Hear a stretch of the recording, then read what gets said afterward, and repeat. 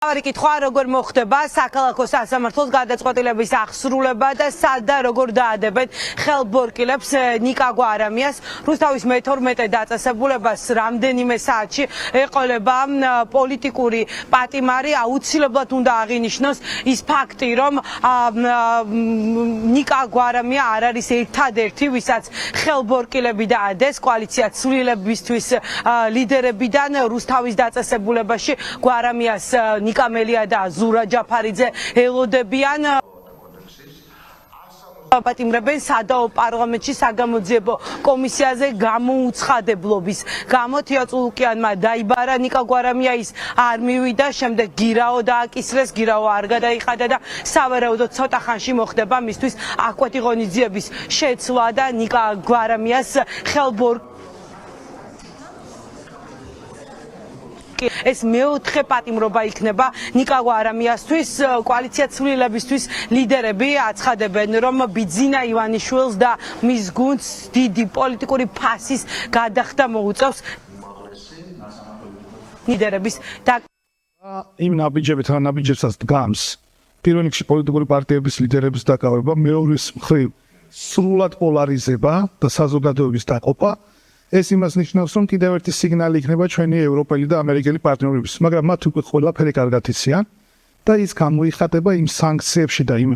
ასე ვთქვათ ნაბიჯებში, რასაც ევროპა და ამერიკის შეერთებული შტატები ქართული ოცნების წინააღმდეგ გავს და არა საქართველოს და ქართული ხალხის წინააღმდეგ. ემოციურად არ დაგიმალავთ და რთულია, რთული დღეა, დღეს ნამდვილად ისევე როგორც იყო წინა დღეები, რთული როგორც მაგალითად უმძიმესი დღე იყო გუშინ მათედევიძის გადაწყვეტილების მოსმენა, მაგრამ ჩვენ პოლიტიკაში იმისთვის ვართ, რომ ასეთი რთული დღეების შესახებ წინასწარ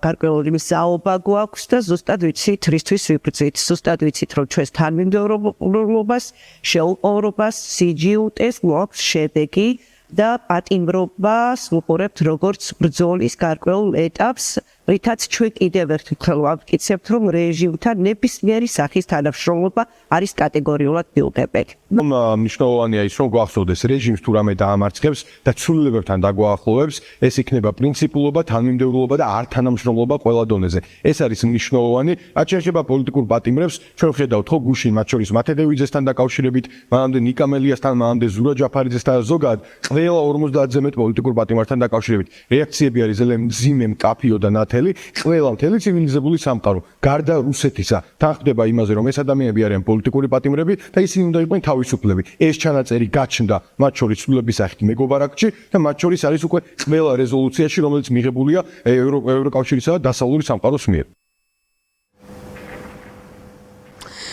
ხის მიერ ოლიგარქის რეჟიმით გამოცხადებული ქართული ოცნების ხელისუფლების განზრახვა ნიკა გვარამიასთვის ნათელია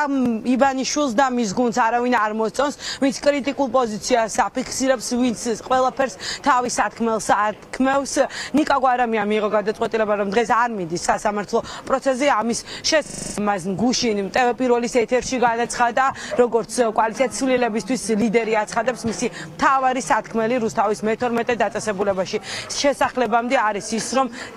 ოლიგარქია თავისუფლებ პოლიტიკურ პატიმრებს თავისობას საქართველოს ეს თავარი მესიჯები, რომელიც ნიკა გვარამიამ გააჟღერა დაკავებამდე რამდენიმე საათით ადრე. მე პროცესზე არ ვიქნები, პირველ რიგში ეს მინდა გითხრათ, ამიტომ მე იქ არაფერს არ ვიტყვი. თავარი ჩემი სათქმელი არის თავისუფლება საქართველოს, თავისუფლება რუსეთისკენ, საქართველო არის ევროპა, თავისუფლება სინდისის პატიმრებს და ძირს ოლიგარქია. ოლიგარქია უნდა დაემხოს. ეს არის ჩემი მთავარი სათქმელი და მთელი ცხოვრება ამას ვამბობდით. ჩემი წინაპრები, თქვენი წინაპრები, ჩვენი თაობები ისტორიის განმავლობაში და მე მგონია რომ ემი, ნიკას, ზურას და ასე შემდეგ ციხეში არ ჯდომა, მე მგონი უკვე უხერხულობად იქცა ამ ქვეყანაში ისეთი ვითარებაა, რომ ვინც გარეთ არის, ისინი უხერხულად გრძნობთ თავს.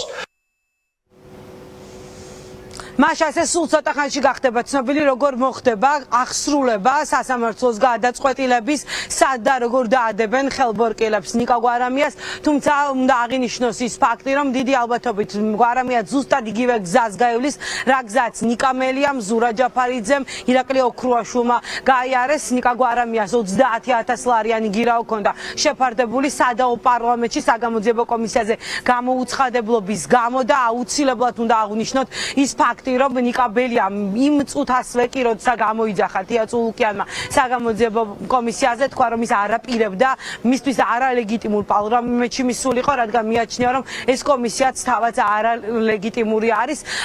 მაშასე დღეს ყურადღების ცენტრში იქნება რუსთავის მე-12 დაწესებულება მორიგი პოლიტიკური პატიმარი შესახდება დღეს ამ დაწესებულებაში ნიკა გვარამია სავარაუდოდ დღის ბოლომდე შეასახლებენ პენიტენციურ დაწესებულებაში